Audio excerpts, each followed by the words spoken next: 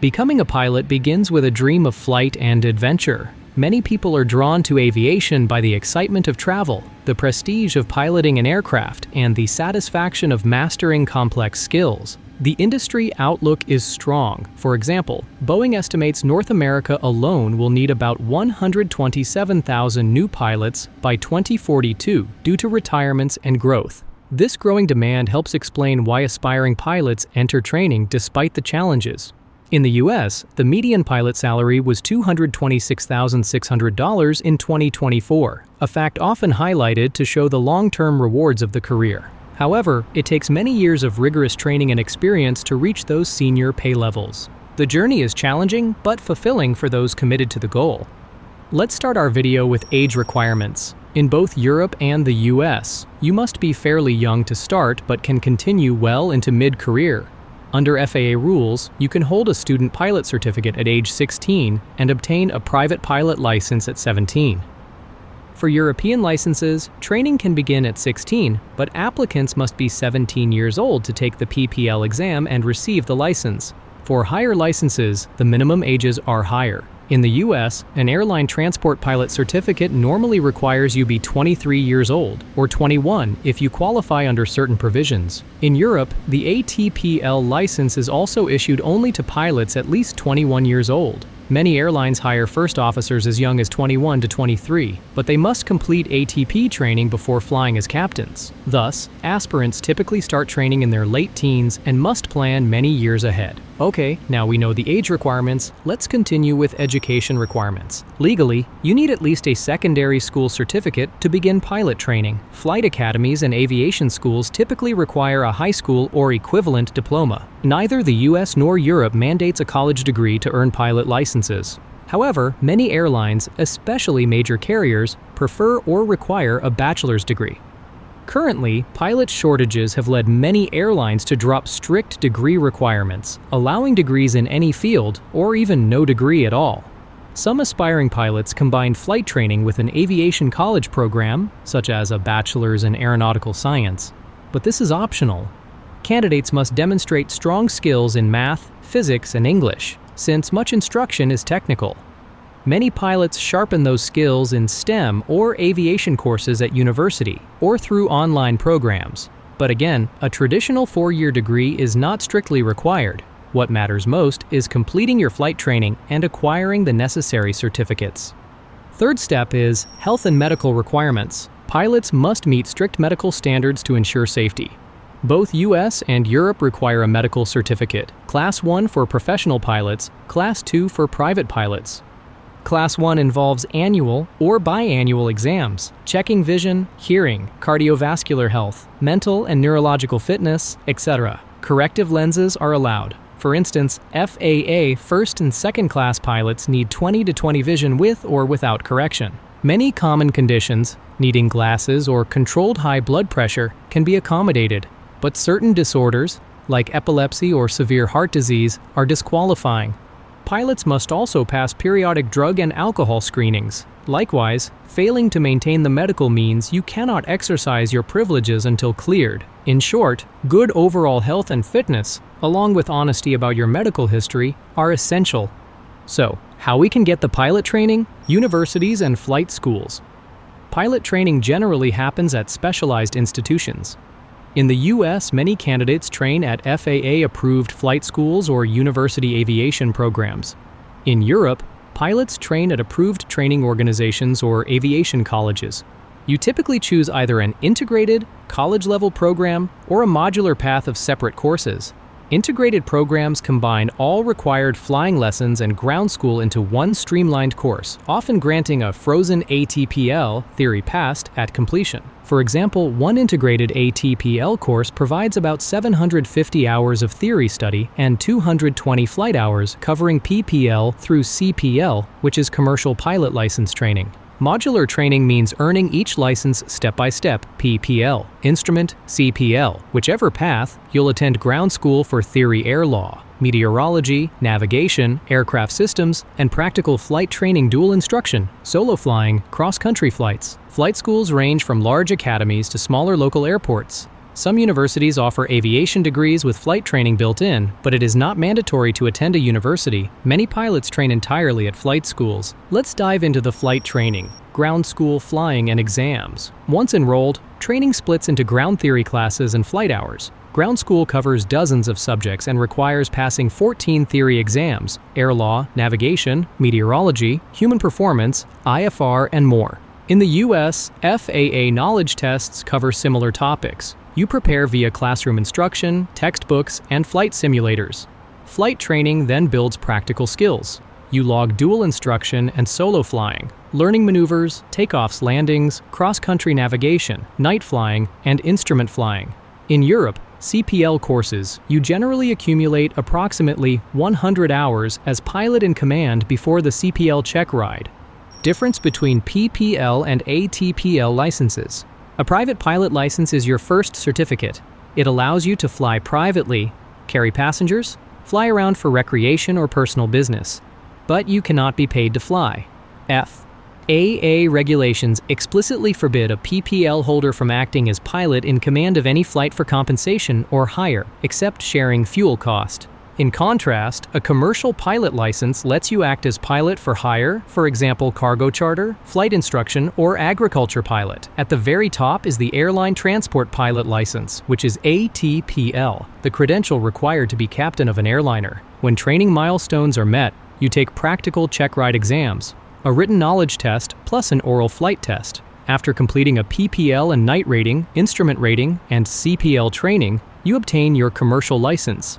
At that point, you are legally qualified to be paid for flying, for example, crop dusting, banner towing, or as a first officer on an aircraft under supervision. After completion of the flight school final and last step is the type ratings and airline training. To fly large jets, you must earn a type rating for each aircraft like Boeing 737 or Airbus A320. Type rating is basically the benchmark required by standardized agencies, such as the FAA in the United States, in order to operate certain types of aircraft. Type rating certifications are required in addition to the initial commercial pilot's license, as well as the specific airplane class training. Often airlines include type rating in their pilot training for new hires, but you can also obtain a type rating at a specialized school. This intensive course typically follows after you join an airline or signed on as a first officer. It certifies you to fly that specific aircraft model. Now you finished all of the training, so what is the career options? After licensing with a commercial license, CPL or ATPL, many pilot careers open up to. 1. Airline pilot. Fly for major or regional airlines on scheduled routes. Captains and first officers operate jets or turboprops carrying passengers and cargo on a fixed timetable. 2. Cargo pilot. Fly freight for companies like FedEx, UPS, or DHL. Cargo pilots follow schedules like airlines and can be based in hubs. Average cargo pilot pay is on par with airlines, around from $154,000 to $163,000. FedEx captains can top more than $200,000. 3. Charter pilot. Fly smaller jets or turboprops for private clients or businesses like medical evacuation, news, VIP transport. These jobs vary widely. Corporate jet captains might earn from $80,000 to $200,000 depending on aircraft. 4. Flight instructor. You can teach people how to fly. Instructors teach PPL and CPL students and build their own flight time. It can be a steady career in itself and often the first job for low-hour pilots. 5. Agricultural pilot. Fly crop dusters or other specialty aircraft for farming like spraying pesticides and fire spotting. These jobs require specialized training and involve low-level flying. 6. Helicopter and seaplane pilot. If you have a rotorcraft rating, you can fly for emergency medical services, police, aerial surveys, logging, or tourism. 7. Firefighting. Fly helicopters or fixed-wing planes in aerial firefighting or as air ambulances. These roles often require rugged flying skills and readiness to operate in emergencies. 8. Government enforcement. Agencies like Customs/Border Patrol, Coast Guard, or State Police have aviation divisions. Pilots may need to be within the law enforcement agency ranks to apply. 9. Ferry or test pilot. Deliver aircraft between locations for manufacturers or sales, or test newly modified aircraft. 10. Aerial survey and photography. fly aircraft on specially plotted courses for mapping, pipeline patrol, wildlife surveys, etc.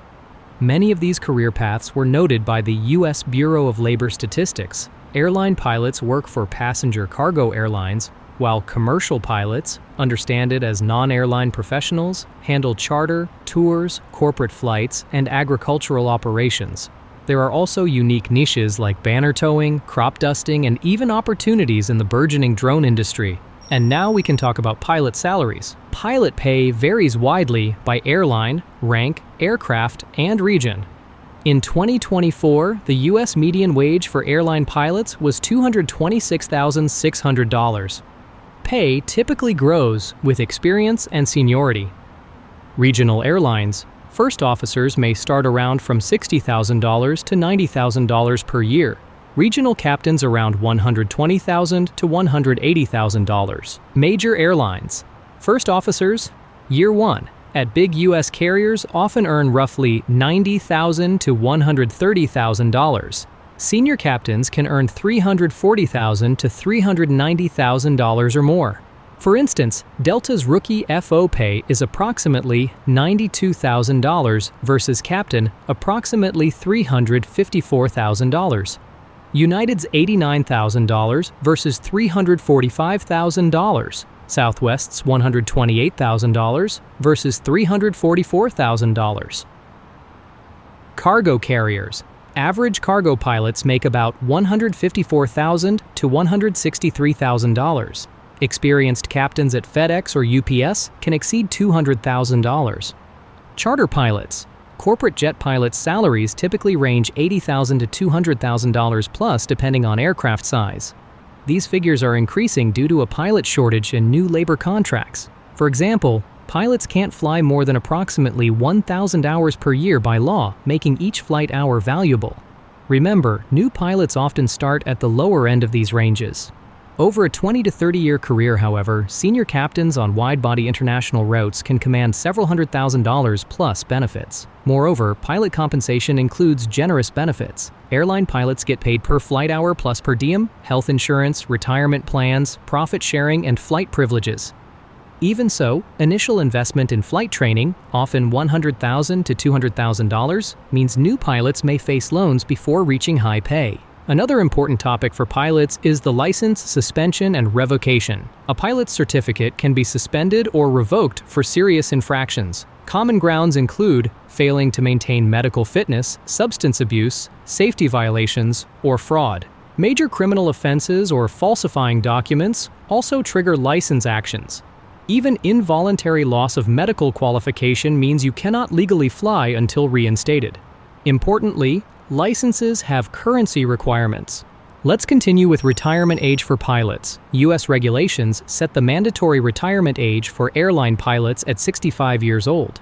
In Europe, multi-crew airline pilots also retire at 65, while single-pilot operations often have a lower limit of 60. There have been proposals to raise the age to 67, but for now, 65 remains the firm cutoff in most jurisdictions for airline pilots. Other flying jobs, private charters, instructing, general aviation, may have different rules. Notably, no universal limit applies to pilots outside commercial airlines. Okay, at that point, we learned how to become a pilot. Final and last thing is frequently asked questions about being a pilot. Question 1. Do I need perfect eyesight or superhuman skills? Number, corrective lenses are allowed. For example, FAA first-class pilots must have 20/20 vision with or without correction. Many pilots wear glasses or contacts. Other medical myths, must be super fit or a genius, are unfounded. You need normal color vision and no disqualifying medical conditions, but most health issues can be evaluated case by case. Question 2. Is it true most pilots were military? No, not today. Decades ago, a large share of airline pilots came from military aviation. Now that's mostly a myth. In fact, only about 30% of U.S. airline pilots had military backgrounds as of 2019. The majority trained via civilian flight schools or colleges. Question 3. Does the autopilot fly the plane so pilots just watch? Number. Autopilot is a helpful tool, but far from a hands-off system. Pilots program and monitor the autopilot. They remain fully responsible for the flight. Autopilot can fail or need adjustment, so pilots must be ready to manually fly at any time. In reality, flying demands constant monitoring of instruments, weather, and communication with ATC. Question 4. Do pilots never get tired or jet-lagged? Number. Pilots have human bodies and circadian rhythms just like anyone. Long flights across time zones cause fatigue and jet lag. That's why strict regulations limit flight and duty hours, requiring pilots to rest between duties.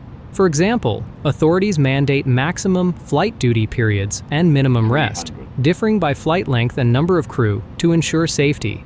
Pilots must manage sleep and duty carefully. Question 5. Do pilots make a fortune right away? Not usually. Experienced captains can earn six-figure salaries, but entry-level pilots often make modest pay. One report notes that while the median airline pilot salary was over $100,000 in 2021, some junior regional pilots earn only about $30,000 due to low starting scales. Flight school debt means early career pilots may not feel rich initially.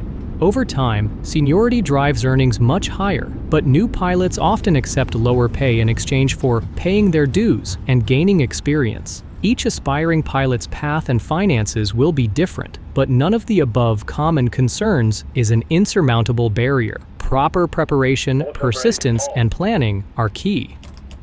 Reaching for the skies. Becoming a pilot is a long but rewarding journey. It requires meeting age and education criteria, passing rigorous medical checks, and completing extensive flight training. The process includes many steps, from initial PPL training through advanced licenses, ratings, and type courses, each with exams and flight hours. Yet for those who persevere, the rewards are great: seeing the world from above, a respected career, and for senior pilots, high earnings. Moreover, global demand means qualified pilots are in short supply, making the career prospects strong. If you maintain dedication, continuously hone your skills, and stay safe and disciplined, you can achieve the dream of flight. As one industry forecast notes, the pilot shortage means tens of thousands of opportunities will arise in coming years, a bright outlook for those prepared to seize it. Keep learning, stay passionate, and remember why you dreamed of flying in the first place. The sky awaits.